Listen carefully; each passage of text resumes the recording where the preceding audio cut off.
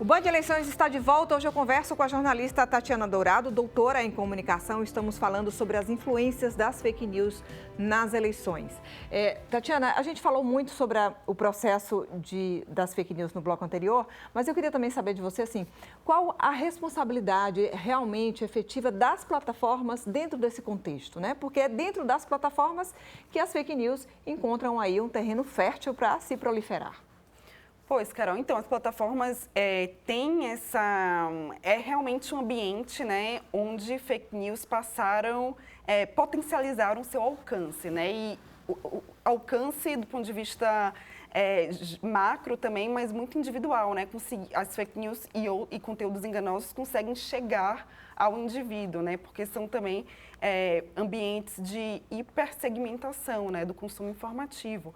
E, claro, existe uma responsabilidade das plataformas, o que tem sido discutido, né, no Brasil com o PL das fake news, mas também do ponto de vista global, de como regular, né, o fluxo informativo, como regular as plataformas de mídias sociais, né?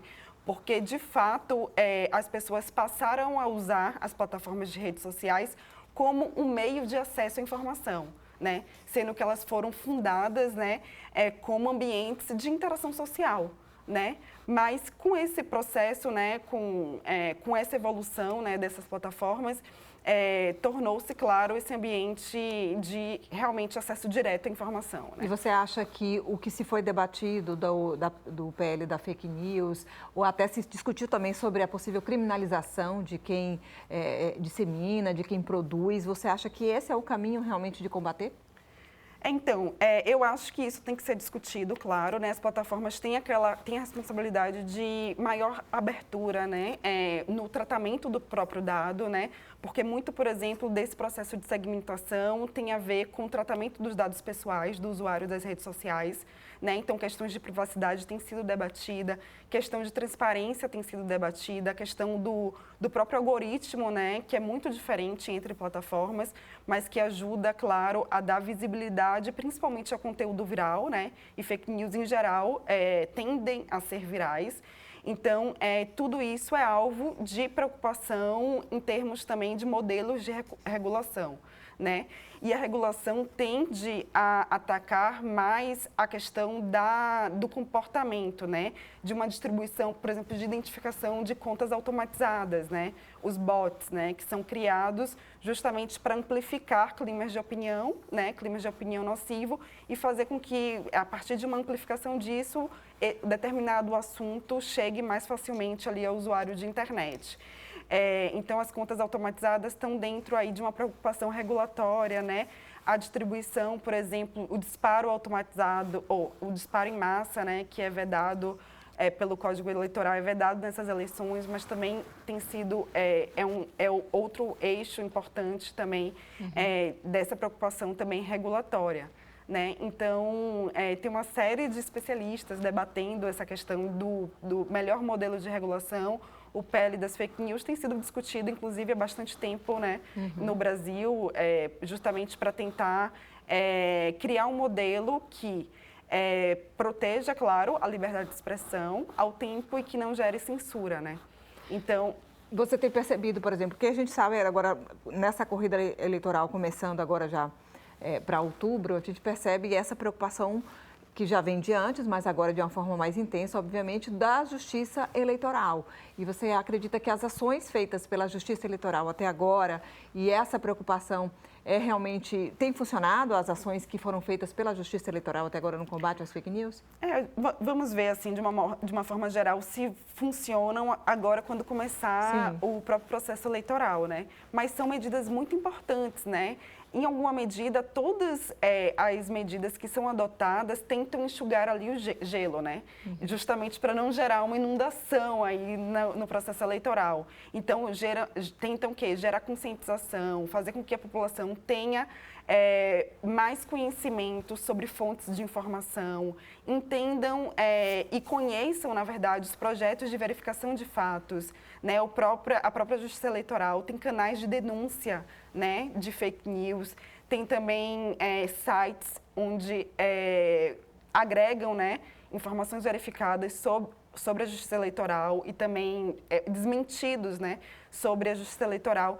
Então, tem uma série de canais de denúncia, não apenas da justiça eleitoral, como também dos TREs e também dos projetos de verificação de fatos, veículos jornalísticos, claro, né, para fazer com que o próprio cidadão seja participativo, colabore aí na própria produção de desmentido, né? Existem plataformas que são mais facilmente usadas por pelas produções de fake news, entre as plataformas digitais que a gente tem, Instagram, WhatsApp, o próprio Twitter. Existe um levantamento de qual delas tem essa maior facilidade ou não? Assim, a maior parte dos estudos, né, diz, por exemplo, que Facebook, por ser também uma plataforma muito popular no Brasil, também em outros países, né, é uma plataforma por onde realmente circulam, né, muitas fake news em períodos eleitorais, né? E o Facebook tem uma característica de que a própria métrica, né, da plataforma fica ali embutida na publicação. Então, você olha uma fake news, às vezes essa fake news já tem o selo, né, de verificada, esse conteúdo é um conteúdo falso, mas mesmo assim tem aquela quantidade de 200 mil compartilhamentos, né, e passam a recircular em momentos diferentes, né? Algumas delas, claro, são retiradas do ar, né, por ordem judicial ou pelo processo de moderação, né, da própria plataforma, por infringir, por exemplo, um padrão de comunidade, ou seja, por ser um conteúdo de ódio, por exemplo, conteúdos que são identificados e reconhecidos pela plataforma como conteúdos, como discurso de ódio, podem ser moderados, né? Então, isso difere, claro, né? Existe, claro, um entendimento de todas as plataformas de não permitir ou de tentar moderar, né, discurso de ódio, por exemplo, e também, claro, a fake news e outros conteúdos enganosos relacionados ao dia de votação.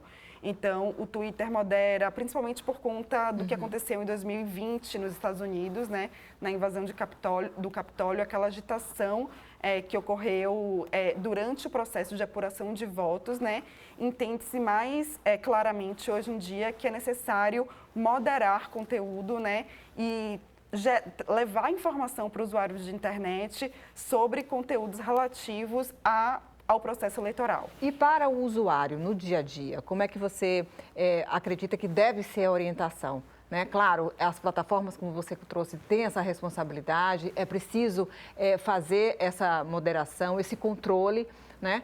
Mas o usuário, apesar dele já estar aí, né, vindo de um histórico de 2018, todo esse cenário da pandemia, mas é algo que a gente tem que estar vigilante o tempo inteiro, né? Justamente por conta dessa aperfeiçoação. Exatamente, Carol. E desde 2018, hoje, nós todos, né, indivíduos, temos muito mais à disposição uma série de recursos e ferramentas. Então, assim, o WhatsApp, que é um meio muito mais difícil de fazer moderação de conteúdo, né? Existe lá encaminhamento mais frequente, né? Encaminhado com frequência, né? Para que o indivíduo, para o usuário ali, perceba que ali já é um conteúdo relativamente viral, né?